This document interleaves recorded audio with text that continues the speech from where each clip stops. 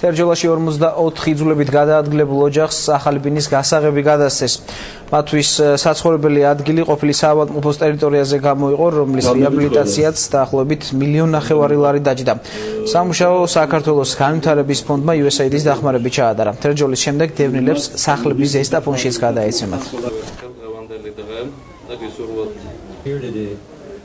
მუნიციპალური განვითარების ფონდმა დღეს დაასრულა კიდევ ერთი სარეაბილიტაციო სამუშაოები, კერძოდ თერჯოლის მუნიციპალიტეტში გარემონტდა ყოფილი საავადმყოფოს შენობა.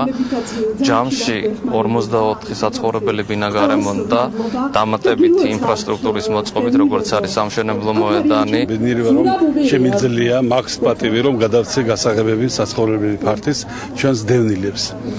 ეს პროცესები გრძელდება. კიდევ მეტი იქნება, გაორმაგდება, გასამაგდება ჩვენ წლის ბოლომდე 2000-მდე მეტ დევნილ ოჯახს და დავასახლებთ თავიანთ კომფორტაბელურ ბინაში.